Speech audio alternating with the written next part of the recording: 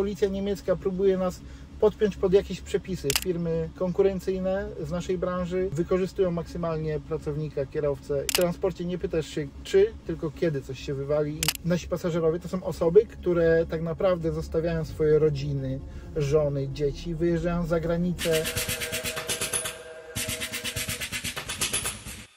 Witam wszystkich bardzo serdecznie w najnowszym odcinku Twarze Transportu. Zanim przejdziemy do rozmowy z moim dzisiejszym gościem, to chciałam tylko przypomnieć, że ten podcast jest dostępny w wersji wideo na kanale Iwona Blecharczyk na YouTubie i odwrotnie. To wideo jest dostępne jako podcast na kanałach Iwona Blecharczyk na Spotify i na Apple Podcast. W dzisiejszym odcinku będziemy rozmawiać o transporcie osób w transporcie rzeczy. A moim gościem będzie pan Tomasz Oleśków z firmy GTV Bus, w której pełni funkcję dyrektora operacyjnego. Tak też tylko przypomnę, że firma GTV Bus była tegorocznym sponsorem kalendarza charytatywnego Super Tracker. Zapraszam na rozmowę. Dzień dobry, panie Tomaszu. Dzień dobry. Zapraszam do środka. Super.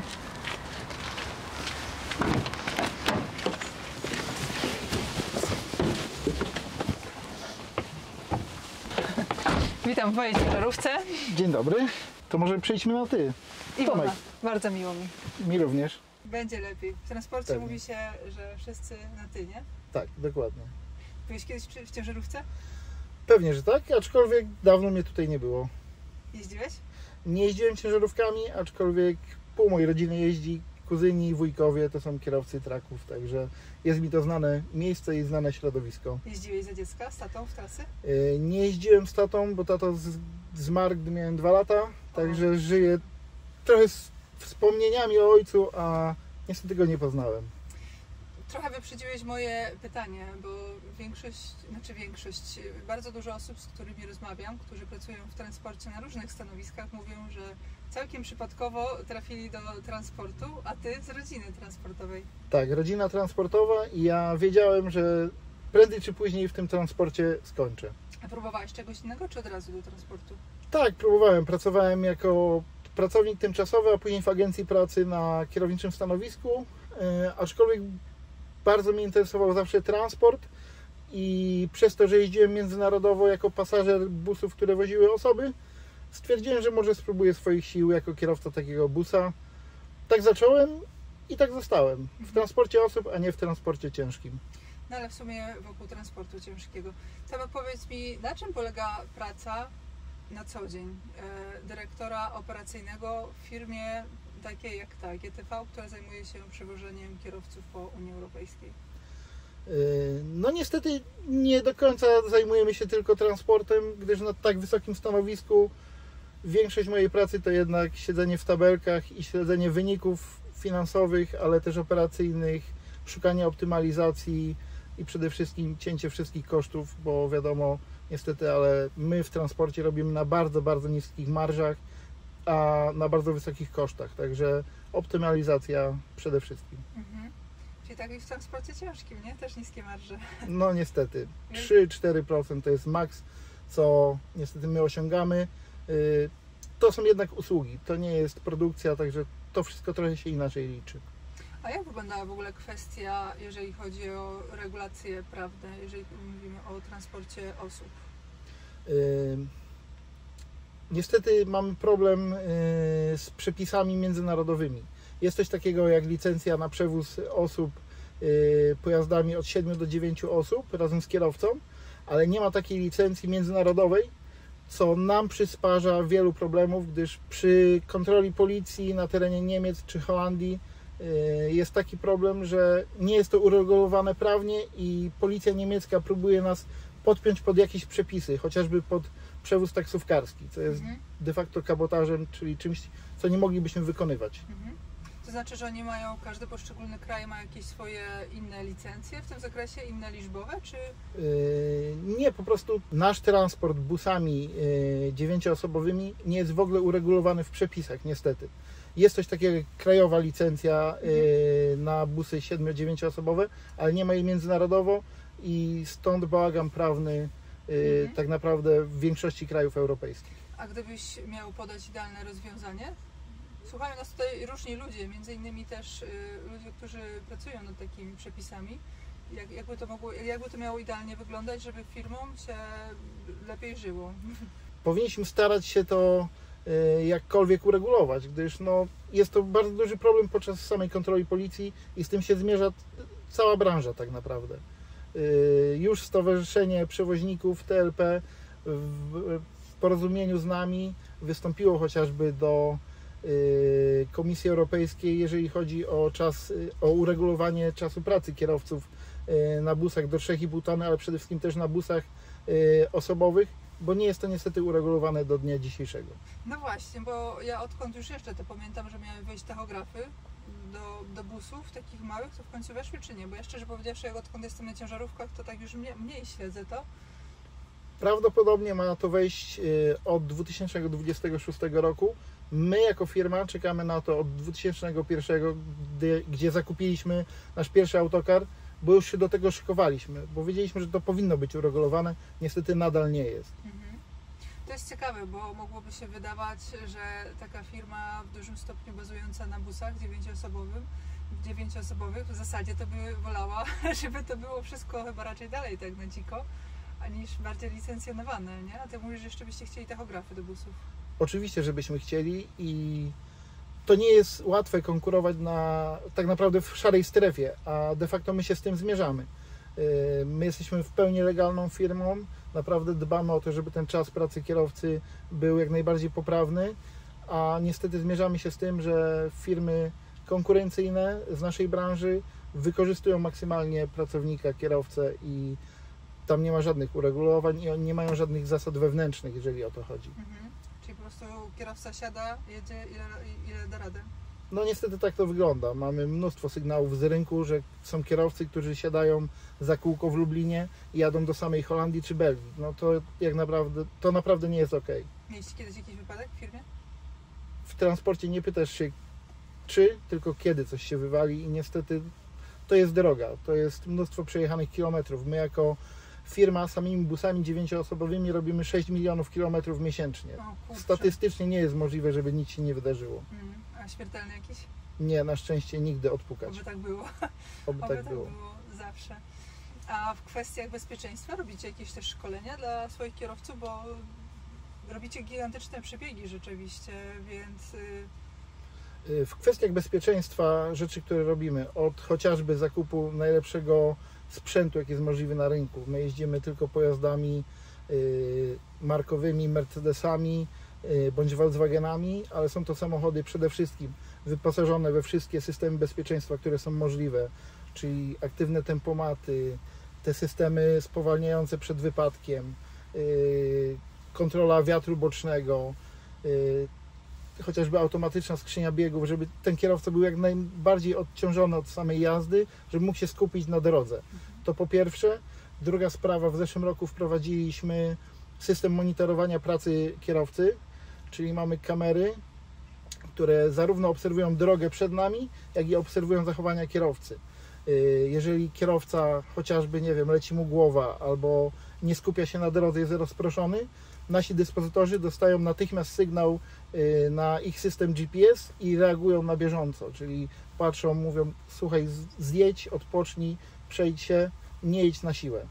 To z robimy. perspektywy kierowcy tego samego, to sobie myślę, że takie bycie obserwowanym to tak ale z perspektywy rodzin, tych wszystkich kierowców, którzy siedzą w tym busie i jadą do domu, czy też jadą do pracy, no to pewnie się czują trochę bezpieczniej, nie? Że tak dużo się słyszy jednak o wypadkach busów, gdzieś tam jeżdżących za granicę, że jednak ktoś tam czuwa i jeszcze dodatkowo technologia obserwuje.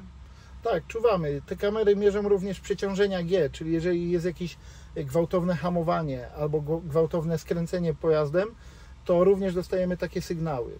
Także to na pewno robimy, to nam bardzo dużo pomogło. To nie są kamery, które cały czas monitorują jazdę, one tylko reagują na jakieś właśnie gwałtowne manewry bądź nieprawidłowe zachowanie kierowcy. Także to nie jest taka do końca inwigilacja. Rozumiem. A gdzie w ogóle jeździcie? Jeździmy przede wszystkim kraje Beneluxu, Niemcy. Cała Polska jest to transport door to door, czyli spod drzwi do drzwi. Nie zawsze to muszą być drzwi domu, bo to często gęsto są drzwi ciężarówki.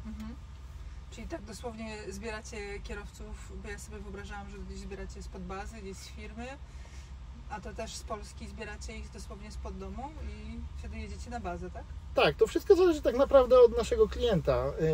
Są przypadki oczywiście, gdzie firmy mają filię w Polsce i my zabieramy kierowców z bazy w Polsce, zawozimy na bazę do Holandii na przykład, ale są przypadki, gdzie odbieramy kierowców spod domu i odwozimy do samych ciężarówek, które mogą być tak naprawdę rozproszone po całych krajach. Dla nas nie ma różnicy, codziennie z całej Polski do całych Niemiec, Belgii i Holandii. Ale jak generalnie wygląda taki transport? Czy to jest tak, że właśnie codziennie wyjeżdżacie i codziennie jakoś tam jeździcie tam i z powrotem? Czy jak w ogóle, gdybym ja na przykład miała kilka ciężarówek i się okazuje, że gdzieś mi tam kierowca poprzesuwały się ładunki i tak dalej i nie opłaca mi się auta ściągać 1000 km do Polski, no ale kierowca ma dopiero podjąć ładunek powiedzmy za 4-5 dni. Czy ja mogę w jakiś sposób właśnie tak go zamówić Was, żeby mi go ściągnąć, a później wywieźć? Jak najbardziej. Jeździmy codziennie, codziennie wyjeżdżamy, codziennie wracamy i świadczymy takie usługi. Pojedynczych kierowców również zabieramy. Praktycznie, jeżeli zadzwonisz do nas rano, to on po południu będzie zebrany z Europy i przywieziony do Polski. Ile w ogóle busów macie? We flocie całej mamy ponad 700 pojazdów, samych busów 8-osobowych jest około 400. O kurczę, Jest czym zarządzać. to jest strasznie dużo. No jest sporo. Czyli tak de facto jest większość busów, ale jest też bardzo dużo autokarów, tak? Tak, mamy bardzo dużo autokarów turystycznych. Wróciliśmy w tym roku do turystyki bardzo mocno, której nie robiliśmy tak naprawdę od 7 lat, co pokazał COVID całe szczęście, gdyż COVID zamiótł całą branżą turystyczną. Teraz wracamy do turystyki, ale używamy tych autokarów również do innych celów, chociażby do transportu kierowców ciężarówek, gdyż to również jest, że tak powiem, biznes. Poza tym bardzo mocno wchodzimy na strefy ekonomiczne, zarówno w kraju, jak i za granicą. W Holandii robimy to od 20 lat, teraz wchodzimy na polski rynek, bo widzimy, że tutaj jest taka potrzeba, transport pracowników. Ale na jakiej zasadzie? Opowiedz coś więcej. To jest na zasadzie regularnych transportów do pracy. Powiedzmy, na strefie wrocławskiej jest około 150 tysięcy pracowników. Ich trzeba przywieźć. Tak naprawdę są firmy, które przywożą pracowników nawet 100 km do Wrocławia. Czyli powiedzmy, nie wiem, autokar startuje w Głuchołazach, jedzie przez Nysę aż do Wrocławia wozić pracowników. A ci pracownicy to są pracownicy gdzieś ściągnięci gdzieś z zagranicy, tak? Nie, to są Polacy, którzy po prostu mieszkają dalej od Wrocławia chociażby i są przywożeni do firm. Okej. Aczkolwiek również to są pracownicy chociażby ukraińscy. Okej. No to jestem też zaskoczona, wiesz, bo nie zdawałam sobie sprawy, że też tak funkcjonuje. Tak, to jest bardzo duży rynek. No dobrze. Jakie są najtrudniejsze sytuacje w tej pracy? Na pewno najtrudniejszą sytuacją jest wypadek. To jest oczywiste, to jest tak naprawdę cała firma postawiona na nogi, sztab kryzysowy, wszystkie dziewczyny w dziale obsługi klienta postawione tak naprawdę na baczność i reagujemy. Ile macie pracowników tak ogólnie? W całej grupie mamy około 1100 pracowników. Kurczę, sporą większość procentowo to pewnie są kierowcy, ale Tak, też... oczywiście większość to są kierowcy, ale też bardzo dużo osób biurowych i oczywiście baza serwisowa, która jest, wiadomo, w branży transportowej bardzo, bardzo ważna. Rozumiem. Tak sobie pomyślałam, że firma, która zajmuje się przewożeniem kierowców, jest w jakimś stopniu barometrem. I pewnie Wy jako jedni z pierwszych też zauważacie, co się dzieje na rynku transportowym.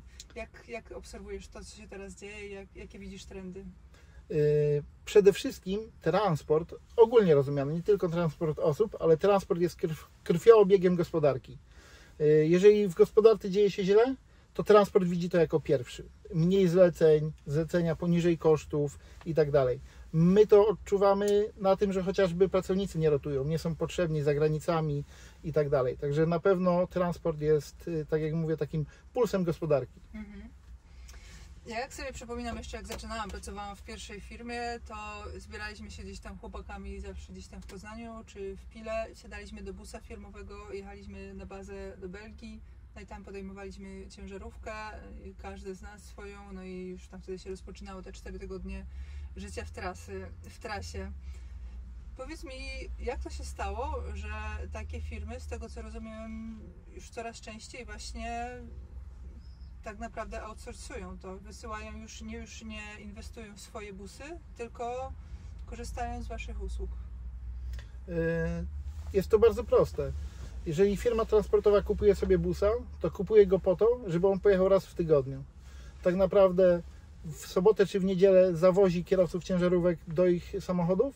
Ten samochód stoi tam cały tydzień i w piątek inni kierowcy wracają tym busem. Jak takie auto, które jest coraz droższe, zauważmy, że samochody kosztują już nie 100 000, takie busy, tylko 300. Jak takie auto ma się zamortyzować, jadąc tak naprawdę raz w tygodniu? Jest to niemożliwe. Okej, to ciekawe. A są w ogóle jeszcze jakieś takie firmy, które rzeczywiście same sobie jeżdżą swoimi autami? Tak, oczywiście, jest to praktykowane nadal, aczkolwiek zderzają się teraz z zakupem kolejnych nowych pojazdów. Samochody przez ostatnie lata naprawdę bardzo zdrożały. Zofika, mnie czymś zaskakujesz. Czyli myślisz, że tym takim podstawowym czynnikiem to jest tak naprawdę właśnie kwestia cięcia kosztów dla firm? Tak, to jest bardzo ważne, gdyż jest bardzo mało kierowców na rynku. Nie ma się co oszukiwać, w Europie brakuje 100 000, 150 000 kierowców na chwilę obecną. Kierowcy zarabiają coraz więcej. Jest to dużym kosztem dla firmy. Oczywiście tego nie można tak nazwać, bo to są ludzie, pracownicy, ale koszt paliwa, koszt kierowców, koszt leasingu to jest bardzo, bardzo dużo i tak jak powiedziałem, na tak niskich marżach trzeba walczyć o każdą złotówkę, no nie? O każdy procent, a nawet promil. No tak. Co jeszcze robimy, jeżeli chodzi o bezpieczeństwo? Szkolimy naszych kierowców na płytach poślizgowych. Także każdy z naszych kierowców przechodzi takie szkolenie najpóźniej 3 miesiące po zatrudnieniu. Twarzą tego szkolenia został Maciej Wisławski, który bardzo fajnie pokazuje tym kierowcom, jak powinni się zachowywać. Maciek robi to z perspektywy pasażera oczywiście, ale dla nas pasażerowie są najważniejsi. My na to mówimy, najdroższe paczki świata, no nie? Niestety, ale my wozimy ludzi i bezpieczeństwo jest tutaj bardzo, bardzo ważne. Oprócz tego mamy system szkoleń, mamy również instruktorów, którzy już później, po zatrudnieniu takiego kierowcy, miesiąc później, 2 miesiące później jadą z nim jeszcze raz w kurs, obserwują jego pracę, jak pracuje, jaka jest jego higiena, jak rozmawia z pasażerami, gdyż tutaj w transporcie osób musisz się wykazać przede wszystkim empatią, nie tylko te zdolności manualne, potrafienie poruszania się pojazdami, tylko jeszcze empatia. Pamiętajmy, że to są osoby, nasi pasażerowie to są osoby, które tak naprawdę zostawiają swoje rodziny, żony, dzieci, wyjeżdżają za granicę na 2-3 miesiące. Dla nich to już jest stresująca sytuacja, a dla naszych kierowców to jest tak naprawdę chleb powszedni. I oni muszą potrafić zaopiekować się tymi ludźmi. Oni powierzają im swoje życie i muszą być pewni kierowcy, który prowadzi samochód. Tak w ogóle ciekawostka. Ile w ogóle bagaży może wziąć ze sobą kierowca? Kierowca tak naprawdę u nas nie ma limitu bagaży. My zbudowaliśmy pod to specjalne pojazdy. To nie są te standardowe samochody L2H1, to są samochody L3H2 z bardzo dużymi bagażnikami. Samochody są tak skonstruowane, że kierowcy nie siedzą koło siebie, tylko są oddzielne fotele, siedzą komfortowo, żeby mogli sobie wypocząć przed tą trasą, żeby dojeżdżając do ciężarówki być po prostu bardziej wypoczętym. Samochody są skonstruowane na fotelach kapitańskich, ale przede wszystkim są dlatego przedłużone, by ta przestrzeń bagażowa była jak największa. My zdajemy sobie sprawę z tego, że kierowcy często gęsto zabierają ze sobą narzędzia, kuchenki gazowe, chociażby wody, chociażby zbiorniki na wodę. Także kierowca, który nie ma swojej przypisanej ciężarówki, niestety zabiera cały swój kram, cały swój dom i bierze go ze sobą. Także jesteśmy na to gotowi, mamy specjalnie pod to skonstruowane samochody. Pamiętam te czasy, pamiętam. Też tak jeździłam przez 3 lata. No, nie jest to lekkie. No, a na co najbardziej w ogóle narzekają kierowcy? Kierowcy ciężarówek to jest specyficzny klient, specyficzny pasażer, gdyż w pierwszym momencie bardzo obserwują naszych kierowców, badają ich. czy nasi kierowcy wiedzą, co robią, czy wiedzą, którędy będą jechać, sprawdzają ich.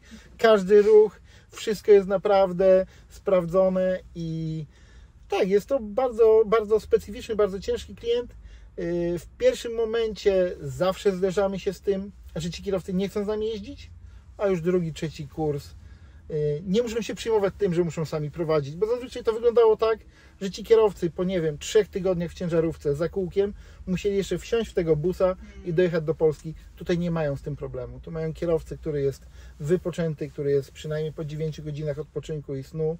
On ich bezpiecznie dowozi do Polski. W Polsce kierowca się zmienia, bo trzeba podkreślić, że my zmieniamy na trasie kierowcę. Czyli kierowca, który jedzie międzynarodowo, dojeżdża tak naprawdę do granicy kraju, tam wysiada i idzie na odpoczynek, a drugi kierowca rozwózkowy tak zwany wsiada za kółko i rozwozi kierowców po Polsce pod dom. No to właśnie też jest bardzo ciekawe, jak wy organizujecie swoich kierowców, bo ja mam łóżko, idę spać, jak potrzebuję pauzę, a wasi kierowcy? Nasi kierowcy mają przede wszystkim lokacje, czyli oni po trasie jadą gdzieś w miejsce odpoczynku. Mamy rozsiane mieszkania po całych Niemczech, po Holandii.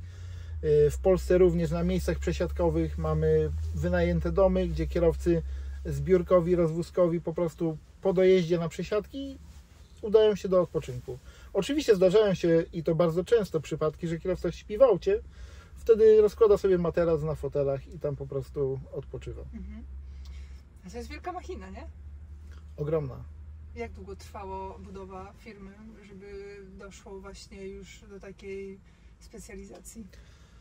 Firma tak naprawdę powstała w 1994 roku, w 1997 Krzysztof zaczął jeździć jeszcze bodajże zastawą, wozić ludzi międzynarodowo, później to był Golf trójka, następnie pierwszy, drugi bus, aż doszliśmy do liczby 700-800 pojazdów.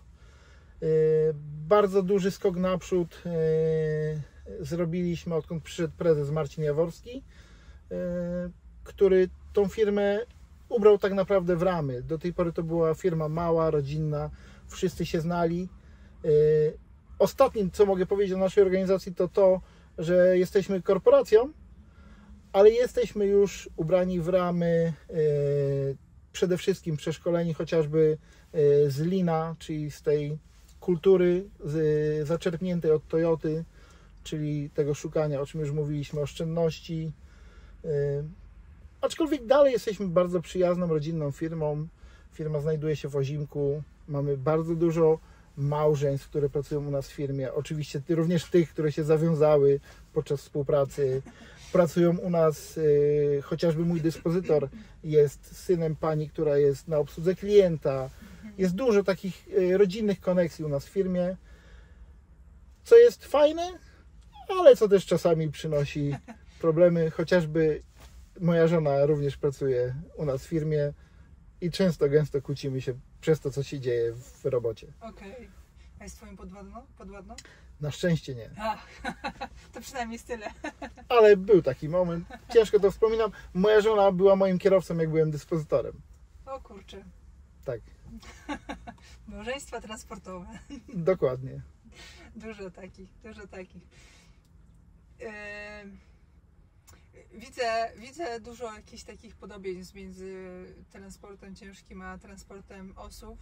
Jestem ciekawa, jak wpłynął na Was pakiet mobilności? No bardzo, to była bardzo duża zmiana. Sposób rozliczania kierowców. Tak, chociażby problem kierowców, którzy mają komorników, którzy niestety, ale po wejściu pakietu mobilności tak naprawdę komornik mógł zajmować dużą część ich wypłaty i tak naprawdę oni się sami wykluczyli. U nas nie ma mowy, nie ma w ogóle takiej możliwości płacenia pod stołem. Wszystko jest w pełni legalne. Oni tak naprawdę uciekli do firm, które niestety płacą tyle, co na umowie, reszta idzie pod stołem. Rozumiem. To była u nas największa zmiana, jeżeli chodzi o pakiet mobilności. No nie? Okej. A jeżeli chodzi o liczbę Waszych klientów, o liczbę kierowców, które przewozicie? Pakiet mobilności na pewno miał na to wpływ. Konieczność zjazdy pojazdami co 9 tygodni na bazy na pewno zmniejszył rotację kierowców. Aczkolwiek teraz widzimy, że to wraca, no nie? Że jest tego coraz więcej. Rozumiem. Jakoś sobie firmy z tym poradziły. No. To już transport jest tak zahartowany, ja nie wiem, czy jest... Znaczy to tak wiadomo, że to każdy widzi najlepiej swoje podwórko i najlepiej zna swoje podwórko i...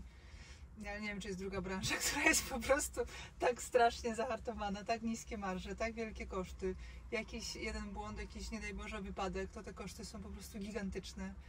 Znaczy, najgorsze jest to, że ta branża jest cały czas niedoceniona. Sam COVID pokazał nam jedno. Nagle kierowcy stanęli na granicach na długie godziny. I co się stało? Wyłączenie przepisów czasu pracy. Nagle to nie było problemem, że kierowca siedzi w ciężarówce, jedzie od, nie wiem, 18 godzin. Wystarczy opisać. Te przepisy przecież były wyłączone na długi czas. Wyłączenie z kwarantanny. Wszyscy ludzie na granicy dostawali kwarantannę, a kierowcy nie. Ty masz jechać cały czas, bo ty musisz dostarczyć żywność, leki, półprodukty. Ludzie sobie nawet nie zdają sprawy, że gdyby nie było kierowców ciężarówek, to nie ma świata.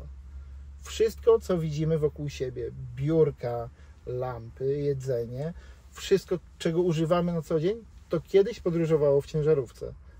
Niewielu ludzi sobie zdaje z tego sprawę. I pretensje na drodze, że jakiś kierowca ciężarówki chce wyprzedzić drugiego na autostradzie, moim zdaniem są nie na miejscu, no nie? A widzę wielokrotnie, jak ludzie, nie wiem, mrygają światłami, trąbią, bo kierowca potrzebuje wyprzedzić drugiego.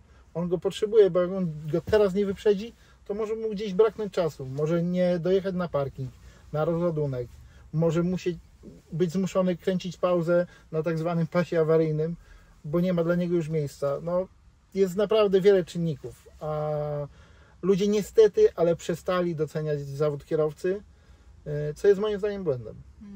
No ja też tak myślę. Ale też mi przyszło w tej chwili jeszcze co innego do głowy. My przewoźnicy mamy OCPD, a wy macie coś znacznie cenniejszego, jako w cudzysłowie oczywiście ładunek, czyli ludzi. Czy wy macie jakieś specjalne ubezpieczenia jeszcze dodatkowo? Tak, oczywiście. Przede wszystkim jest ubezpieczenie samochodu i jest ono bardzo drogie, ale ja chciałbym zwrócić uwagę na coś innego. Jeżeli patrzymy na autostrady w Niemczech chociażby, czy w Polsce, ciężarówki, które jeżdżą, bardzo się zmieniły. To są roczne, dwuletnie, trzyletnie ciężarówki, to są praktycznie nowe pojazdy. A autokary? Jeżeli popatrzymy na autobusy, które jeżdżą po drogach, to są autobusy 15+. Co jest cenniejsze? Wieziony człowiek czy wieziona paczka? Oczywiście, że człowiek, a jednak firmy jeżdżą takimi złomami, jest na to przyzwolenie rynku. Po prostu, to jest dla mnie niedopuszczalne. A z czego to wynika, myślisz? Wynika to z tego, z czego wynika, że firmy transportowe na chwilę obecną wolą odstawić ciężarówkę na plac, niż jechać. Z tak naprawdę bardzo, ale to bardzo zaniżonych stawek. Z firm, które mają jeden autobus, jeździ sobie pan Heniu, pan Stasiu z wioski, obsługuje szkołę i pojedzie za 3 zł za kilometr. I to się bierze z tego. Ciekawe. No ale dobra. Odwróćmy jakoś jeszcze w ogóle temat. Święta, zjazd święta. Firmy wysyłają większość swoich pracowników do domu, a później potrzebują je przetransportować. Ja to pamiętam, że właśnie ja jeszcze pracowałam w Belgii, to wtedy już były autokary. Jak się przez cały rok jeździło busem, tak w święta były autokary i akcja zjazd. Jak to u Was wygląda? U nas to wygląda tak, że tak naprawdę wtedy, kiedy każdy udaje się na odpoczynek, my idziemy do pracy. Jeżeli ktoś kończy pracę w piątek, to idzie na weekend do domu, a wtedy transport zaczyna pracę, jeżeli chodzi o transport osób, bo ludzie w piątek po pracy chcą wrócić do Polski, a w niedzielę po weekendzie chcą wyjechać za granicę. Święta to jest kumulacja tego wszystkiego. Często słyszę, że macie święta, to są dla Was żniwa. Święta to dla nas jest tylko koszt, bo jedzie się z ładunkiem tylko w jedną stronę, za przeproszeniem z ładunkiem, a w drugą jedzie się na pusto, bo tak to niestety wygląda. Czyli musisz całą flotę tak naprawdę wywieźć za granicę, wrócić z ludźmi i znowu jechać na pusto. I dla nas to jest naprawdę bardzo, bardzo intensywny czas, ale to na pewno jest czas zarobku. Wracając jeszcze do przepisów, bo powiedziałeś, że nie ma jakiejś takiej ujednoliconej procedury, jeżeli chodzi o transport osób w Europie. Są jeszcze jakieś inne rzeczy? Chociażby wyłączenie z czasu pracy tras, które są realizowane do 50 km. Czyli wyobraźmy sobie sytuację. Kierowca jeździ na trasie, która ma 48 km, on nie musi w ogóle używać tachografu. Wszystkie biznesy typu, nie wiem, autobusy miejskie, MZK, ale to nie dotyczy tylko autobusów, bo również, nie wiem, obsługa śmieciarek, zamiatarek ulicznych, te wszystkie pojazdy ciężkie, które są używane w miastach, oni są wszyscy wyłączeni z czasu pracy kierowcy. Co za tym idzie, firmy wykorzystują kierowcę nadmiernie i później mamy takie przypadki, jak nie wiem, chociażby ten wypadek autobusu miejskiego w Warszawie, który spadł z wiaduktu. To był chłopak, który był przepracowany. Ile razy się słyszy, że jakiś kierowca, nie wiem, strajkuje na przystanku i nie jedzie dalej, bo jest po prostu przepracowany. Jak my możemy pozwalać na to, że kierowcy, którzy często gęsto wożą nasze dzieci do szkoły, wożą nasze żony do pracy, jadą poza czasem pracy? To jest dla mnie niewyobrażalne. A z drugiej strony, co najbardziej lubisz w transporcie? W swojej pracy? Jak to się stało, że powiedziałeś, że wiedziałeś, że będziesz w transporcie? Co takiego ma ten transport w sobie, który jest przecież tak strasznie trudną branżą, że coś cię tu przyciągnęło? Znaczy, wiadomo, mały chłopiec, wielkie auta, to było oczywiste, że to chłopaka będzie jarało, chociaż oczywiście nie możemy tego sprowadzać do bycia chłopcem, bo teraz coraz więcej jest kobiet za kółkiem. Ty jesteś tego najlepszym przykładem, ale jak idę ulicami Opola, widzę, ile kobiet jest w autobusach miejskich. Jest to fenomenalna sprawa, bo moim zdaniem jest to super zawód dla kobiety. Jest to oczywiście ciężka praca, ale to nie jest tak ciężka praca jak chociażby u pań w Biedronce. One naprawdę bardzo ciężko pracują, a tu jest trochę bardziej komfortowo, jeździsz sobie autobusem, jest super. Co tak naprawdę mnie jara w transporcie? O czym jak zaczynałem pracować w tej branży, nie wiedziałem. Ta zmienność. Ja łapię się na tym, że jak się nic nie dzieje, to ja się bardzo nudzę. Ja lubię, jak są wyzwania. Najlepszym tego przykładem był chociażby COVID i zmiany przepisów. My tak naprawdę, ja szczerze powiedziawszy myślałem, że jak zamkną Polskę, zamkną granicę, to my idziemy na 2 tygodnie urlopu, a tak naprawdę spotkaliśmy się w firmie, zrobiliśmy sobie zebranie kryzysowe, powiedzieliśmy, że się nie zatrzymujemy, że tych ludzi trzeba gdzieś przewieźć. Oni gdzieś potrzebują się dostać. Jedni chcą wrócić do Polski, drudzy chcą wyjechać z Polski i powiedzieliśmy, że nie, jedziemy całą parą. Oczywiście nie każdy kierowca był odważny, żeby jeździć wtedy. Było dużo dezinformacji, ludzie się bali. Tak naprawdę ze wszystkich kierowców może 45% jeździła, ale my jeździliśmy. Także ja na pewno lubię pracę pod presją czasu i lubię wyzwania. No dobra, to jest to, co lubisz. A co cię wkurza? Co ci się nie podoba? Znaczy wkurza mnie chociażby jakość samochodów, które są teraz. No nie? Mamy bardzo dużo awarii. Te wszystkie systemy, te wszystkie regulacje, normy emisji spalin, to tak naprawdę bardzo zepsuło samochody, które mamy aktualnie. Te wszystkie filtry DPF i tak dalej. To sprawia, że jakość tych samochodów, ich obsługa jest teraz cięższa i bardzo ciężko jest pracować takim sprzętem. No, na pewno wiesz, że te stare ciężarówki, one się w ogóle na przykład nie psuły. Stare autobusy, które tak naprawdę autobus to jest podwozie ciężarówki i zabudowa, która jest zrobiona na podwozie ciężarówki. Kiedyś auta się w ogóle nie psuły, teraz niestety mamy z tym duży problem. Na pewno nowe pokolenie, które wchodzi na rynek, są inni, nie są nauczeni pracy, tak jak chociażby my. To jest na pewno duże wyzwanie i w zasadzie tyle, no nie? Mhm. Wszystko inne traktuję jako wyzwanie, także Z tym też trzeba będzie sobie poradzić. z tym też trzeba będzie sobie poradzić. I my byliśmy inni od tego poprzedniego pokolenia i oni to już chyba tak od wieków jest, nie? Że Tak jest zawsze. Tak. Kiedyś to było. Zawsze to jest ten konflikt międzypokoleniowy. Pamiętam, na Pani na polskim był taki temat, konflikt międzypokoleniowy w literaturze. Tak. I tak samo jest i teraz. A może masz jakieś swoje przemyślenia na temat tego, co byś chciał zmienić w transporcie? Na pewno chciałbym zmienić jedno. Podejście wszystkich ludzi do kierowców. Nie słyszałem, żeby w jakiejkolwiek szkole promowano zawód kierowcy. Zawód kierowca mechanik praktycznie zniknął. Szkoły branżowe, szkoły samochodowe, to wszystko poznikało. A powinniśmy do tego wrócić. Mówiłeś o świętach. Świętach to jest na pewno wielkie wyzwanie logistyczne, ale zdarzają Wam się też jakieś inne spektakularne transporty? Tak, obsługiwaliśmy chociażby transportowo Eurowizję, która się odbywała na terenie Polski.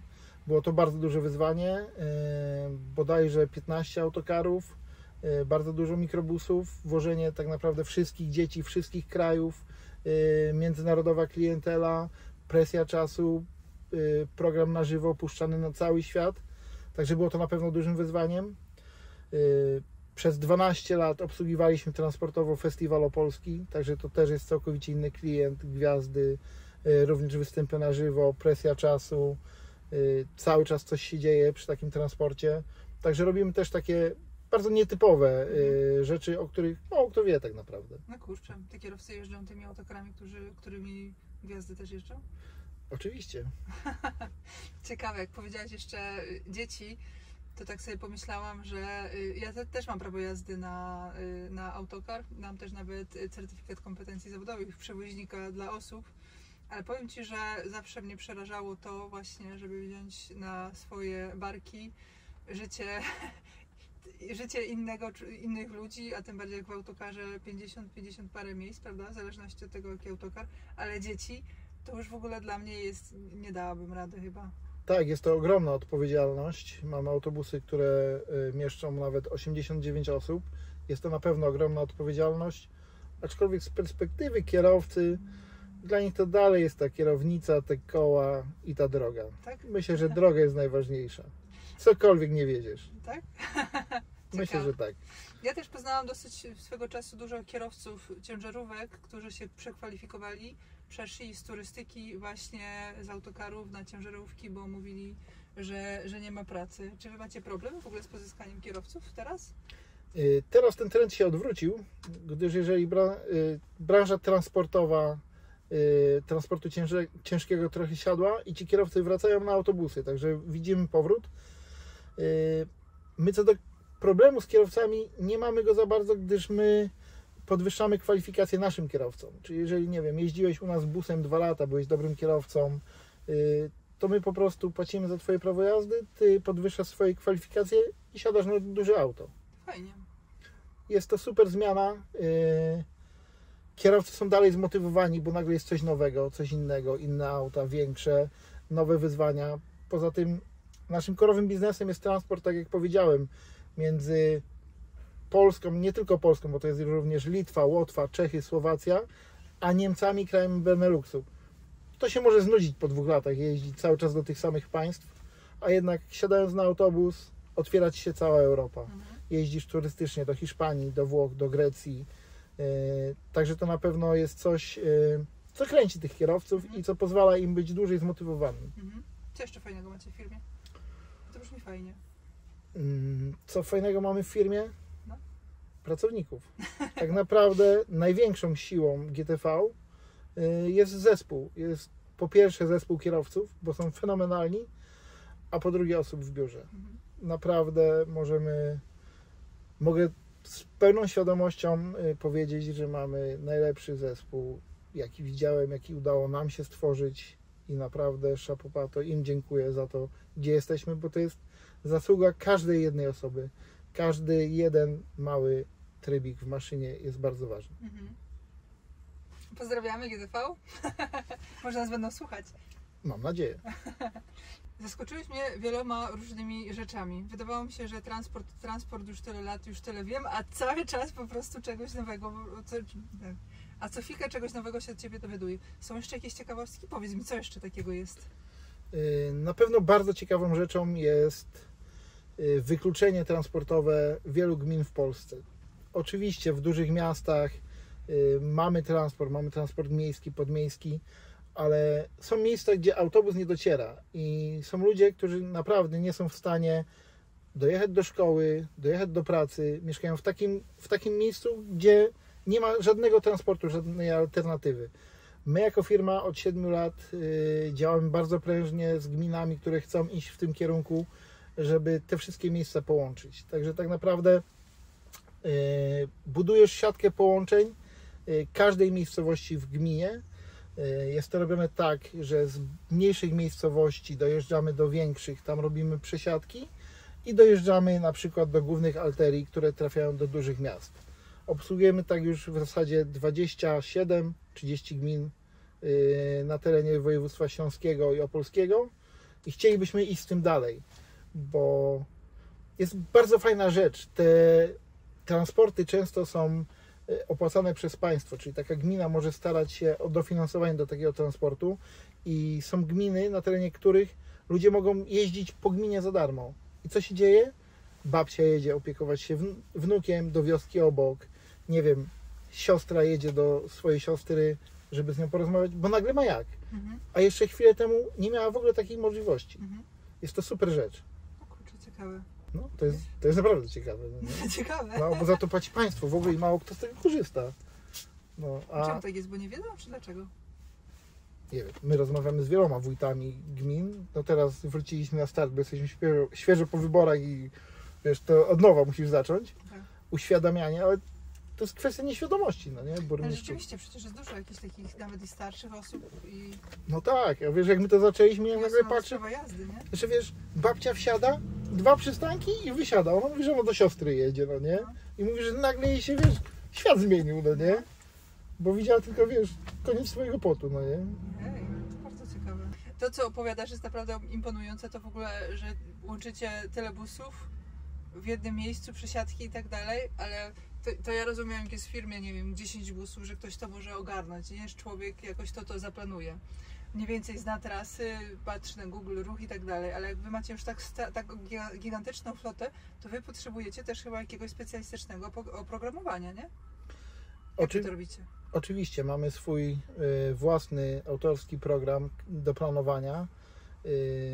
Jeszcze planują to dyspozytorzy od początku do końca, czyli tak naprawdę używają narzędzia, ale planują to sami. Jesteśmy teraz na etapie rozmów z firmą, która podłączy nam pod to algorytm. Oczywiście nigdy nie zrezygnujemy z dyspozytora, bo tak jak wcześniej mówiłem, w transporcie nie pytasz się, czy tylko kiedy coś się wywali, ale na pewno ta automatyzacja jest bardzo ważna i już, tak jak mówię, rozmawiamy z firmami, które robią algorytmy planowania, ale również podpinamy pod pracę naszych dyspozytorów sztuczną inteligencję. ChatGPT, rewelacyjna sprawa, używany przez naszą firmę praktycznie na co dzień, na praktycznie każdym szczeblu. Mamy nawet osobę odpowiedzialną za audyt firmy, w którym miejscu powinniśmy jeszcze użyć sztucznej inteligencji. Jest tak naprawdę na chwilę obecną już ponad 16 000 różnych narzędzi AI, które pomagają w prowadzeniu biznesu.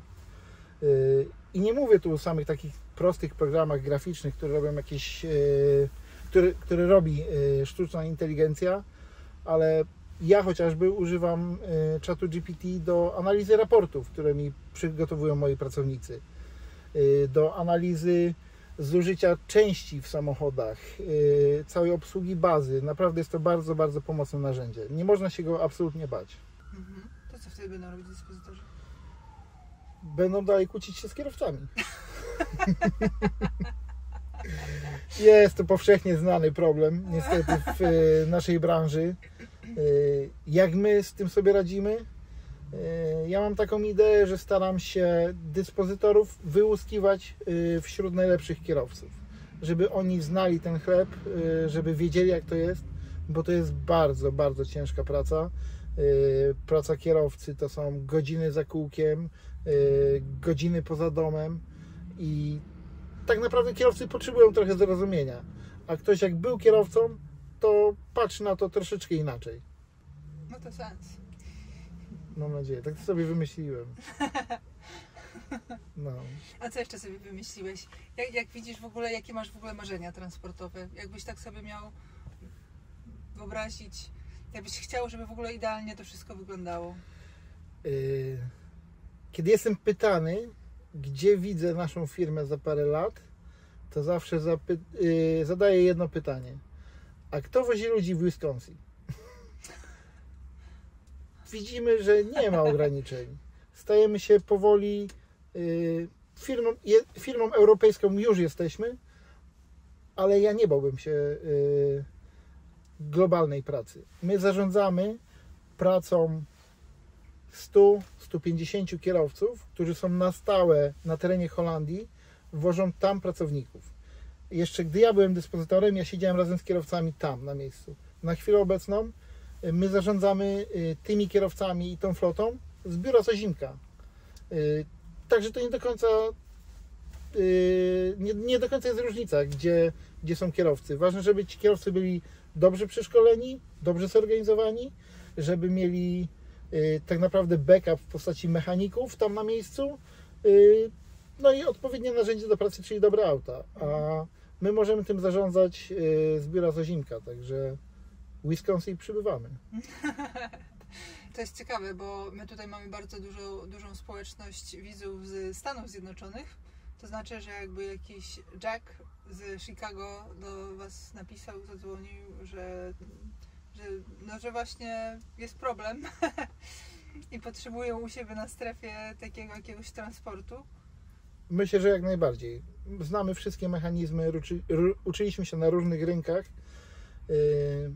Jeżeli tylko byłaby gdzieś taka potrzeba, żeby jakkolwiek ułożyć transport, my jesteśmy naprawdę gotowi. Braliśmy udział w rozmowach na temat transportu osób wokół lotniska CPK. Jest to bardzo ciekawy temat. Żałuję, że obecny rząd trochę odchodzi od tego tematu, gdyż takie lotnisko jest nam bardzo potrzebne, a tam byłoby bardzo dużo wyzwań transportowych, a my z chęcią złapalibyśmy tego byka za rogi. No dobrze. W transporcie to sami fajterzy. No pewnie, że tak. Inaczej to się nie da, nie? W transporcie inaczej się nie da. To jest niestety, ale bardzo nierówna walka. Co ciekawe, my jako firma próbowaliśmy w pewnym momencie transportu ciężkiego. Mieliśmy bodajże 16 ciężarówek, ale stwierdziliśmy, że to w ogóle nie jest dla nas. My jednak wolimy wozić ludzi. To jest nasza taka trochę nisza. Nie ma tak dużo firm transportowych wożących osób. Bardzo dużo jest firm ciężkich, transportu ciężkiego, firm, które wożą osoby w tak szerokim spektrum, w tak szerokiej skali jest bardzo mało. My jesteśmy i stajemy się przede wszystkim liderem na rynku, a poza tym specjalistą w wożeniu pracowników, bo większość naszych klientów to są jednak pracownicy. No i ja właśnie za to uwielbiam transport. To jest jeden transport niby, ale jest tak wiele oblicz, tak wiele twarzy transportu, że mi się zdaje, że po prostu każdy może tutaj znaleźć coś dla siebie na każdym poziomie. Czy to właśnie jazdy za kierownicą busa osobowego albo jakiegoś towarowego, czy to właśnie ciężarówką, czy na jakimś wahadle, czy z kontenerami, czy z gabarytami, czy międzynarodówka. W ogóle to, że można pracować sobie tak bardzo międzynarodowo, mieć kontakt z ludźmi na całym świecie, nie? To jest niesamowite. Tak, to jest super. My zapominamy jeszcze o jednej branży transportu, czyli o transporcie taksówkarskim. Zmierzamy się z tym my jako organizacja i nie wiem, czy wiesz, ale jeżeli chciałabyś obsłużyć całą metropolię śląską jako firma taksówkarska, to musisz wyrobić 50 licencji.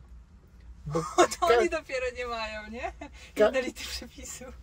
Każdy urząd ma swoje przepisy, każdy urząd ma swoje regulacje i na ostatnim zgromadzeniu TLP rozmawiałem z panią dyrektor z Bolta i ona mówi, że oni się z tym bardzo zderzają i jest to jakiś koszmar w ogóle urzędowy.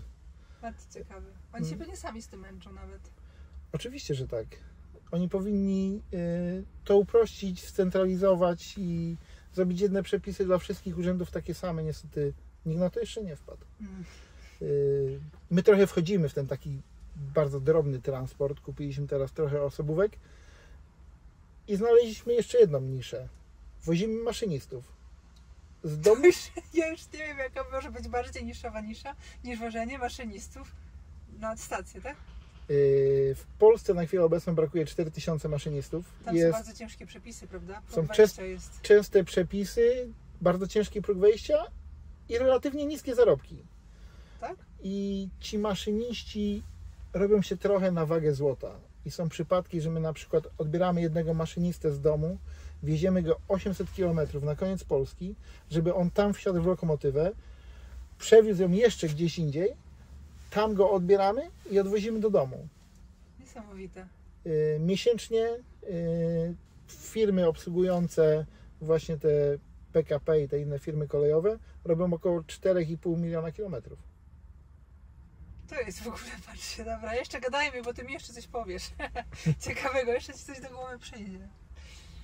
Maszynistów też powiem ci, ja mam takiego znajomego maszynistę i pamiętam, że te psychotesty i tak dalej, że to było bardzo trudne i bardzo dużo osób odpadało w tamtym czasie, kilka lat temu.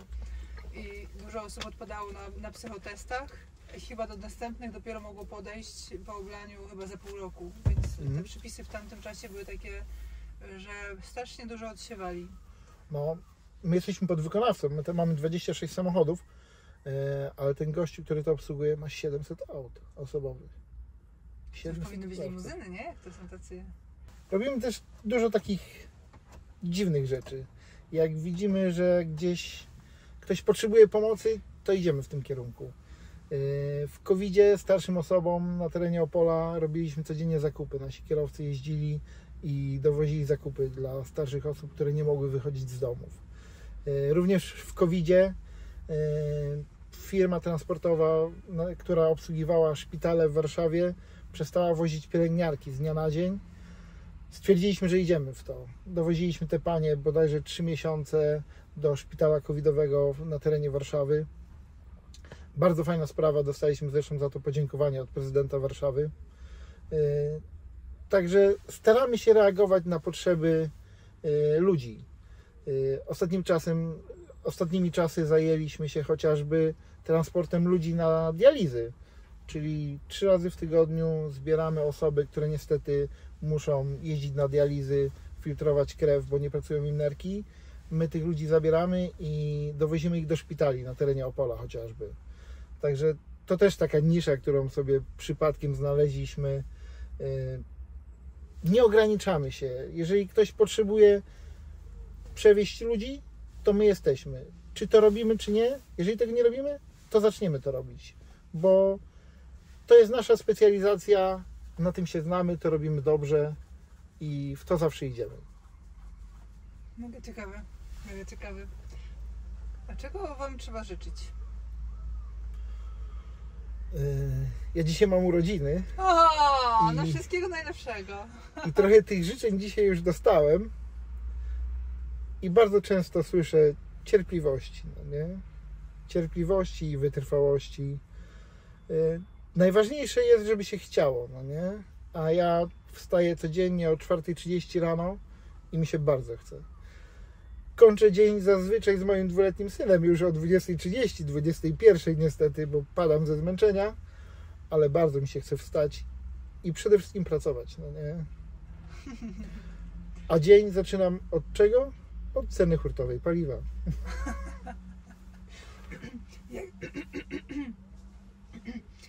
Jak według Ciebie, co się będzie działo z ceną paliwa? Dziwnie staniało ostatnio paliwo. Myślę, że to już jest ostatni etap i za chwilę będzie szło do góry i to bardzo. Tak tendencja jest zawsze, jak zaczynają się wakacje, że to paliwo tanieje w maju, a w czerwcu zaczyna rosnąć. Aczkolwiek no, paliwa jest coraz mniej na świecie. Mamy wojnę za naszymi granicami, która zużywa ogromne ilości paliwa, o czym się nie mówi. I na pewno te paliwo będzie drożało. Czyli lepiej już było. No, dobrze już było. Teraz będzie coraz ciężej. No niestety. No ale co, poradzimy sobie, nie? Kto jak nie my. Kto jak nie transport. No, kto jak nie transport. Coś Ci jeszcze przychodzi do głowy? Ludzie się mnie pytają, dlaczego kierowca ciężarówki ma takie wysokie mniemanie o sobie i ja zawsze odpowiadam, a siedziałeś kiedyś w ciężarówce? Siedzisz nad wszystkimi, po prostu. Kierowca autobusu siedzi nisko, kierowca ciężarówki siedzi nad wszystkimi, no nie? No.